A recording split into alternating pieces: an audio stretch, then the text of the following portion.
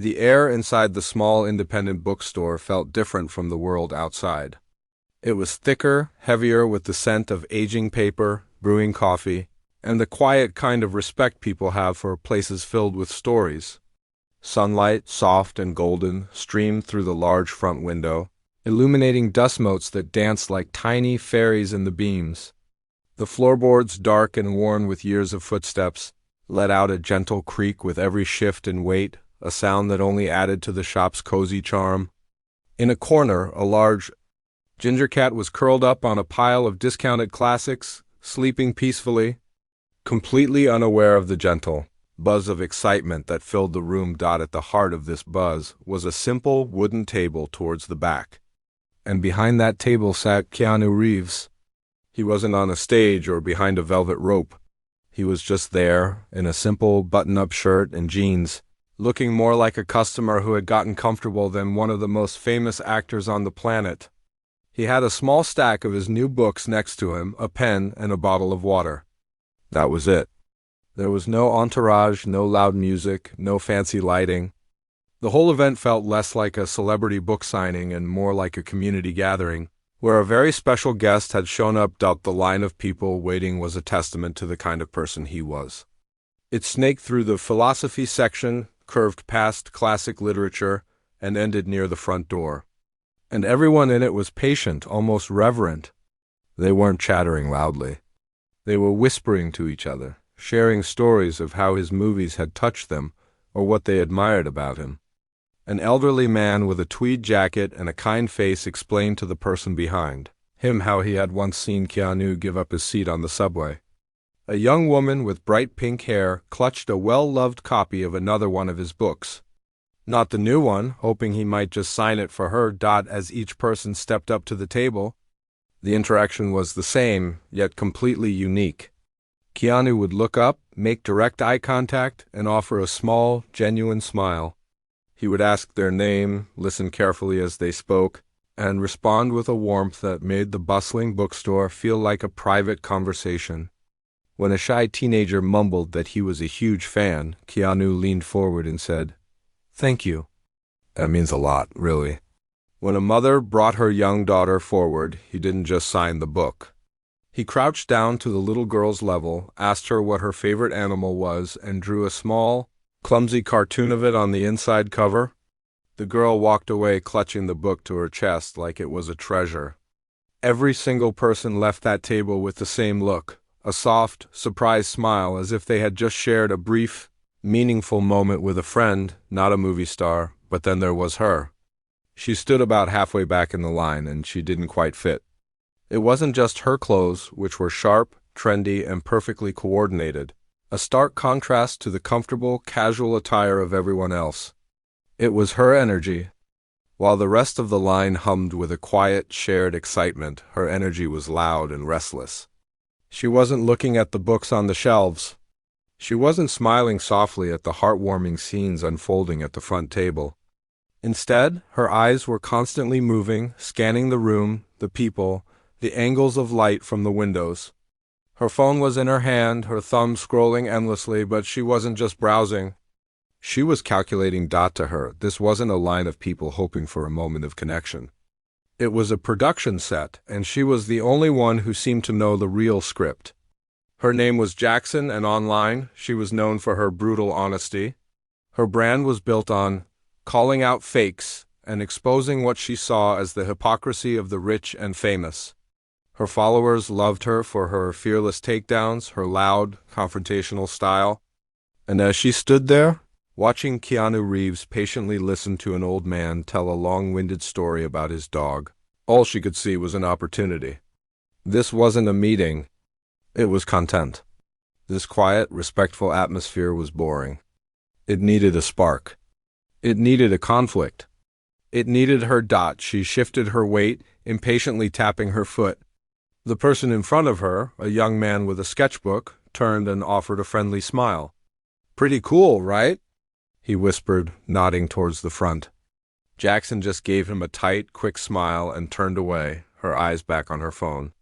She was mentally rehearsing, going over possible angles. Should she ask him about his wealth? Should she call him out for being sad Keanu? Should she challenge the very idea of a millionaire selling a book about happiness to everyday people? Each idea was a potential viral video, a potential surge in followers and engagement.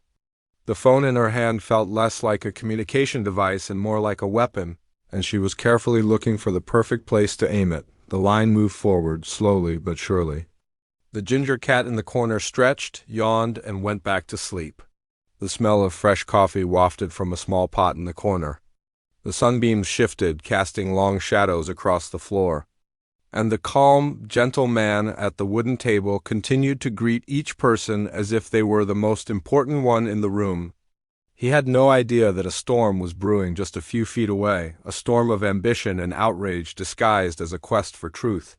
He had no idea that his quiet moment of peace was about to be shattered, not by a crazed fan or a loud critic, but by someone who saw his kindness not as a genuine trait, but as a performance to be torn down. Jackson was getting closer, her heart beating a little faster, not with nerves, but with the thrill of the hunt. The show was about to begin. The line shuffled forward, one person at a time, each step bringing her closer to the moment she had been scripting in her head. The young man with the sketchbook had his turn, and she watched as Keanu not only signed the book, but also spent a full minute admiring a drawing the man had done of a scene from one of his movies. There was a genuine exchange, a quiet appreciation for art that had nothing to do with fame or money. To the influencer, it was just another part of the act, another carefully constructed piece of the humble movie star persona. She felt a surge of confidence. This whole setup was so perfect, so beautifully staged, that tearing it down would be even more satisfying. Finally, there was no one in front of her. The previous person, a beaming older woman, walked away clutching her signed book like a holy relic. The space at the table was empty. It was her turn. She took a deep breath, the kind actors take before stepping onto a stage, and moved forward. But she didn't walk with the same gentle awe as everyone else. She strode up with a purpose, her movements sharp and deliberate. The gentle creak of the floorboards under her feet sounded like a crack of thunder in the now silent shop. Keanu looked up, and the same warm, welcoming smile he had given to everyone else was ready for her. He started to reach for a book from the stack, his hand already moving in the familiar practiced gesture, but his hand stopped mid-air. She didn't place a book on the table. She didn't even have one in her hands. Instead, she lifted her phone, holding it vertically, the bright screen already recording. The camera's light was on, casting a harsh, direct glare onto his face, forcing him to squint slightly. The entire dynamic of the interaction changed in an instant. It was no longer a fan meeting a celebrity. It was an interrogation. The bookstore manager, a kind-faced woman with glasses perched on her nose, took a half-step forward from behind a nearby shelf, her brow furrowed with concern. The friendly atmosphere that had filled the room just moments before evaporated, replaced by a sudden, tense stillness. People in the line who had been chatting softly fell silent. The air grew thick with unspoken questions. What was happening? Keanu, she began, her voice clear and loud, designed to carry. It wasn't a question. It was a statement, an announcement. She made sure his face and her phone were both perfectly framed in the reflection of the window behind him, capturing the entire scene. I have a real question for you. The way she emphasized the word real was a clear jab, implying that all the other interactions he'd had that day were fake. He leaned back just a little in his wooden chair, his smile completely gone now. It wasn't replaced by anger or annoyance, but by a look of calm, intense curiosity. He blinked slowly, adjusting to the light in his eyes, and waited. He didn't ask her to put the phone down. He didn't call for security. He just watched her, his expression open and unreadable, giving her the floor. This quiet patience was not what she had expected. She wanted a reaction, a flinch, something to show she had gotten under his skin. She pressed on, her voice rising with confidence. Do you ever get tired of the sad Keanu persona? Is this whole humble, quiet thing just a performance for the cameras, or do you actually believe you're one of us? The words hung in the air, sharp and accusatory. A few people in the line gasped softly. Someone else muttered, "Oh no." The manager took another step forward, her hands clasped nervously in front of her. It was a scene completely out of place in the peaceful bookstore. Like a sudden violent storm cloud appearing in a clear blue sky, Keanu didn't look away from her. He didn't glance at the phone or at the shocked faces of the people nearby. He just kept his focus on her as if she were the only other person in the room. He seemed to be genuinely considering her question, turning it over in his mind. There was a long pause, a silence that stretched for several seconds and felt like an eternity. In that silence, the influencer felt a flicker of triumph. She had him. He was thinking of a PR-friendly answer, a way to dodge the bullet. She had the camera rolling, and she was ready to call out whatever excuse he was about to make. Then he spoke. His voice was quiet, almost soft, a stark contrast to her loud, challenging tone. "I'm just a person like anyone else," he said, his words simple and direct. "I'm grateful for the kindness people have shown me." There was no deflection, no complex PR spin. It was a basic, honest statement. He wasn't acting hurt or offended. He was just stating a fact as he saw it. His response was so disarming, so devoid of the conflict she was seeking, that it momentarily threw her off balance. She had come armed for a battle, armed with accusations and a camera, and he had met her not with a shield but with an open hand. Her plan was to expose a phony, but his simple, humble answer made him seem more genuine than ever. The crowd, which had been tense with anxiety, seemed to let out a collective, silent breath. Some of them nodded subtly, as if his words resonated with the very reason they had come to see him in the first place. For the influencer, however, it was a frustration. Her opening gambit had failed. He hadn't taken the bait. Now, she knew she would have to escalate. The show was just getting started. The quiet that followed his simple, honest answer was more infuriating to her than any argument could have been. It was a soft, heavy blanket that smothered the fire she was trying to start.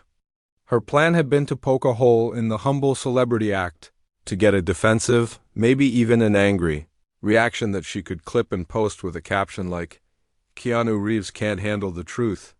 But he hadn't given her that. He had just sat there, a calm island in the middle of the storm she was desperately trying to create. His response wasn't a lie. It was just true, and that was the problem. She could feel the eyes of the people in line on her. They weren't looks of support or admiration. They were looks of confusion and disapproval. The older man with the tweed jacket was shaking his head almost imperceptibly.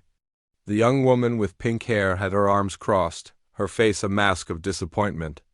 Even the bookstore manager was staring at her, not with the fear of a person dealing with a crazy customer, but with the firm gaze of a protective mother bear. They were all on his side. They were all part of the lie she was there to expose. This thought, this realization that she was the outsider, the antagonist in this story, fueled a fresh wave of outrage. This wasn't just about content anymore. It was personal. Her mind raced. She had come too far to back down now. Her phone was still recording, capturing her moment of failure. She had to do something big. She had to break through that wall of calm. She had to force a reaction. Her eyes darted around the room, looking for another angle, another weapon. She saw the stack of his books on the table, the one about happiness. That was it. That was the chink in the armor. Her calm, calculated demeanor shattered. The professional influencer persona disappeared, replaced by something raw and unhinged. Her voice, which had been loud and clear, now rose to a full-throated scream. It was a sound that didn't belong in the quiet bookstore, a sound that was jarring and aggressive. It made a few people physically flinch. "Don't give me that canned garbage," she shrieked, her face turning a blotchy red. The phone in her hand trembled with the force of her rage. "You're worth millions. You fly around in private jets while people are struggling to pay rent. You sit here and sign books about happiness. What do you know about real struggle?" The accusations flew out of her like arrows, each one aimed at his very character. The entire bookstore fell into a state of stunned, horrified silence. The gentle creak of the floorboards was gone. The soft hum of the world outside seemed to vanish.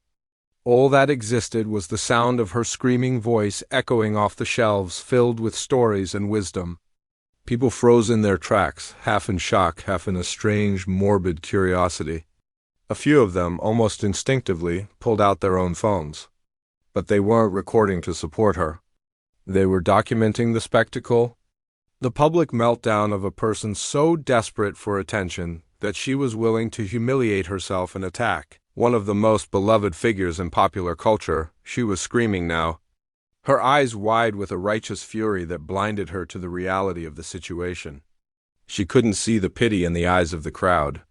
She couldn't see the disappointment on the manager's face. All she could see was the calm, unmoving man at the table, and his stillness was maddening. "You're a phony, and everyone here is buying into a lie," she screamed, her voice cracking with emotion. "You're not one of us. You don't know what it's like to worry about your next meal, to have a dream that's so big it hurts, but you can't get anyone to even look at you. You just got lucky. And you sit here on your high horse, pretending to be this humble, sad little man, but it's all an act." The words hung in the air, ugly and sharp. The silence that followed her outburst was deafening. It was a heavy, suffocating silence filled with the unspoken judgment of everyone in the room.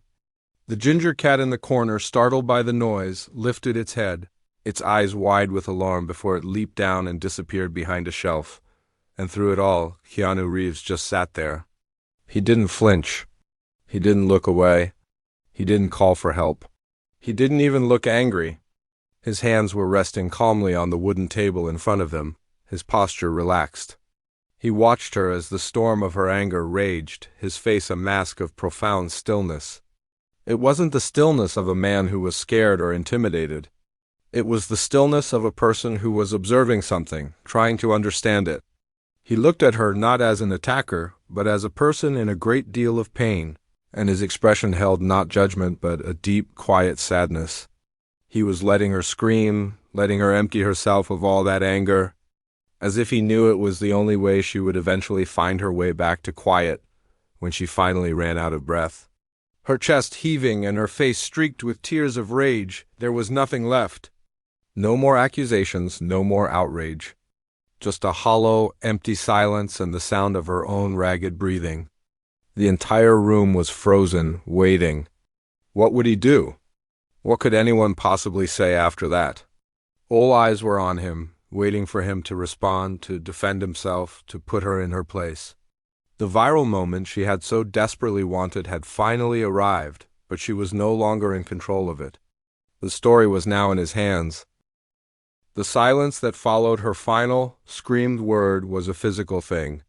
It was heavy and thick, pressing down on everyone in the small bookstore.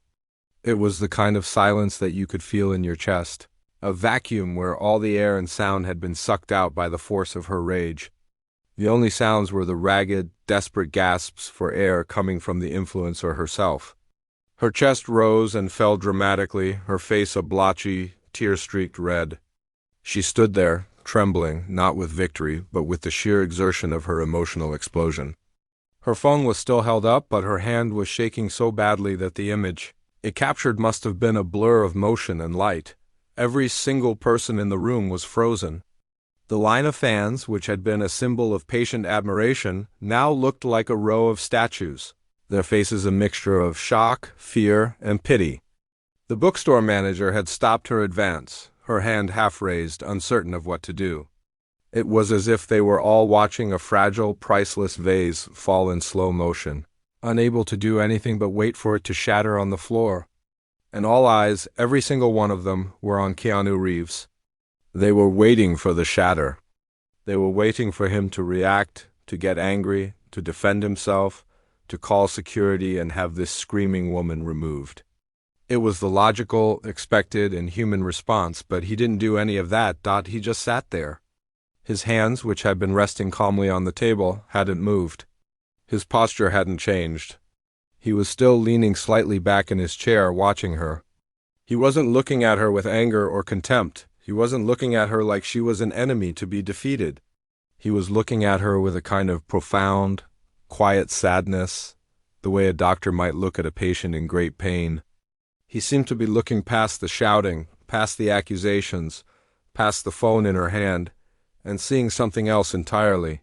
He was seeing the source of all that anger, and his expression wasn't one of judgment, but of a deep, almost weary empathy. This stillness was more unnerving than any outburst could have been.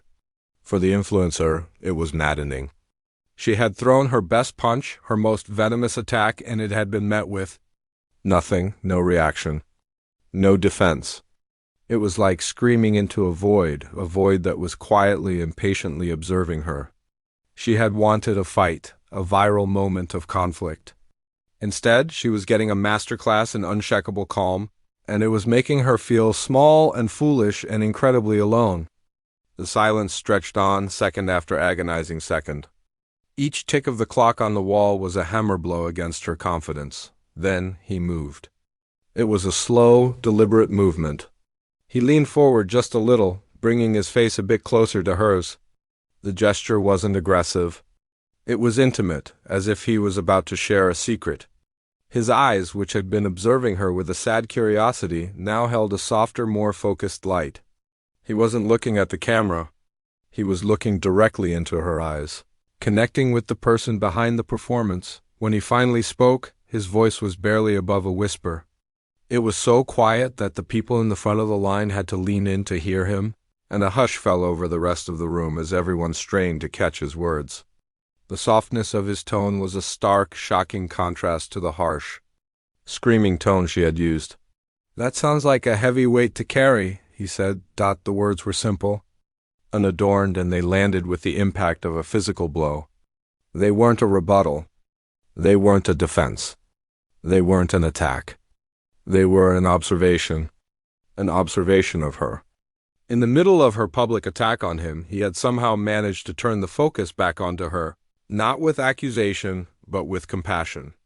He had acknowledged her pain without even knowing its source. He had seen the struggle beneath the rage. The influencer just stared at him, her mouth slightly agape. The angry retort she was ready to launch died on her lips. She had 100 comebacks prepared for any argument he might make, but she had nothing for this.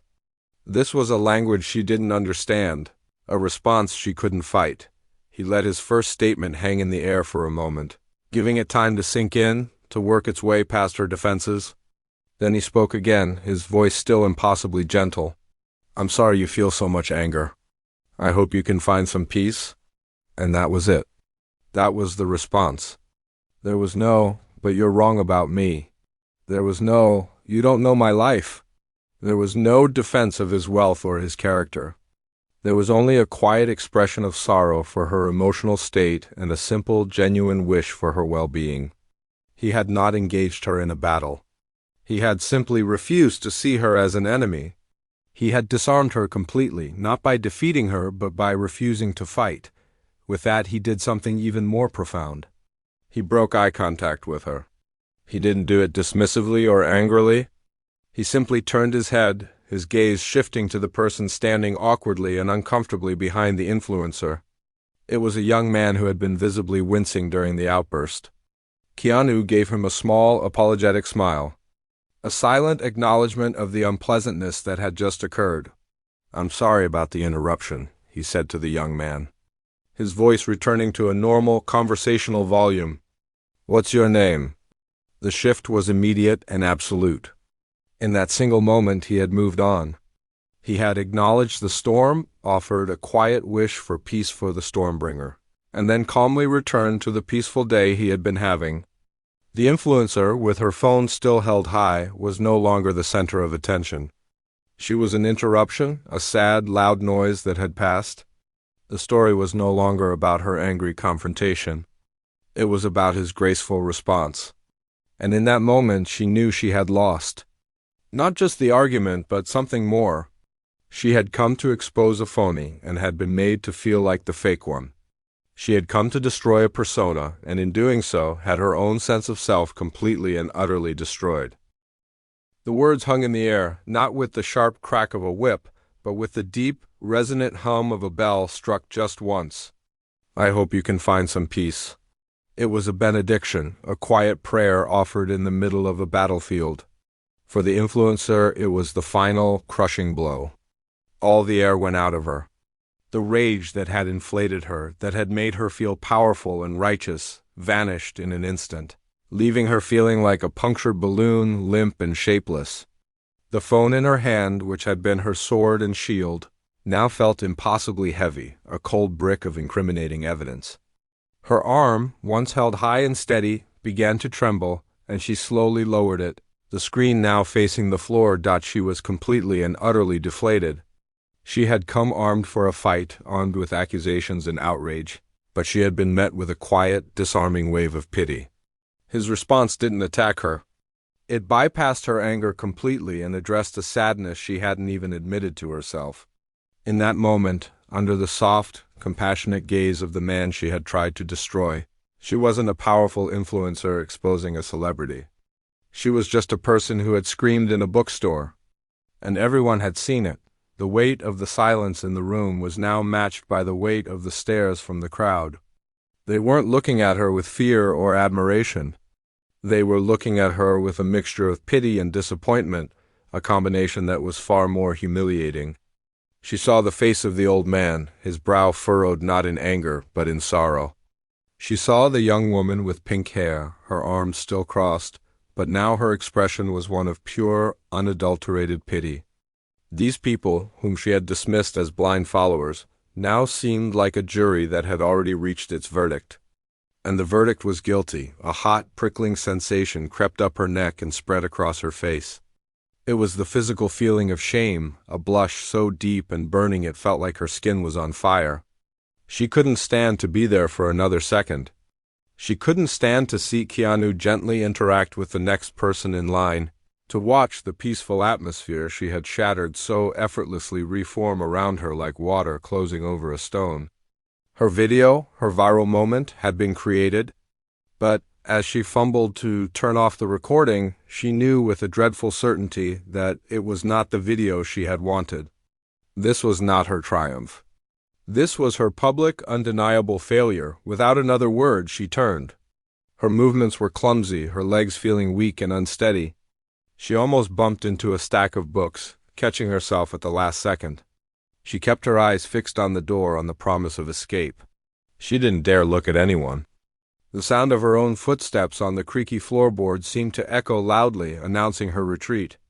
As she pushed the door open, a small bell tinkled, a cheerful, innocent sound that felt like a final, mocking insult. She stumbled out into the bright afternoon sun, the cool air on her burning face a small relief. But the relief was temporary. The real judgment was just beginning. Inside the store, the tension began to melt away the moment the door clicked shut. It was as if everyone in the room let out a breath they didn't know they were holding.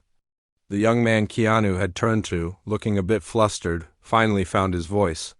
"My name is Alex," he said, his voice a little shaky. Keanu smiled his warm, genuine smile, took the book Alex offered, and began to sign it.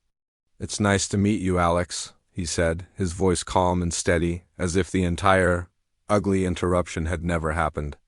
He then asked Alex about the sketchbook he was holding, and just like that, the gentle, respectful rhythm of the day returned. The bookstore manager gave Keanu a grateful, questioning look, but he just gave her a small, reassuring nod, silently communicating that everything was okay. The line moved forward, the whispers started again, but this time they were not about excitement, but about what they had just witnessed. But the story was no longer contained within the four walls of the small bookstore. The influencer, in her haste to escape, had made one final fatal mistake. She had posted the video. Her hands had been shaking so badly that she had uploaded it with a simple, rushed caption, "The truth about Keanu Reeves." She probably thought it would be enough, that the video would speak for itself. And it did. It spoke volumes. Within an hour, the video was everywhere. It was shared on every platform, reposted by news outlets, and clipped into 1,000 different pieces. But the narrative that took hold was not the one she had intended. The headlines were brutal, not for Keanu but for her. Influencer's meltdown caught on camera. Woman screams at Keanu Reeves. His response is a lesson in grace. Bully tries to shame Keanu Reeves. Ends up exposing her own cruelty. The comments section was a dumpster fire of her own making. Thousands, then millions of people weighed in. "I feel so bad for him. He was just trying to have a nice day," one person wrote. "Her brutal honesty is just being a horrible person," said another. A third comment, which got hundreds of thousands of likes, simply read, "He wished her peace. She came for a fight and got a blessing instead. Ouch." Memes started to appear.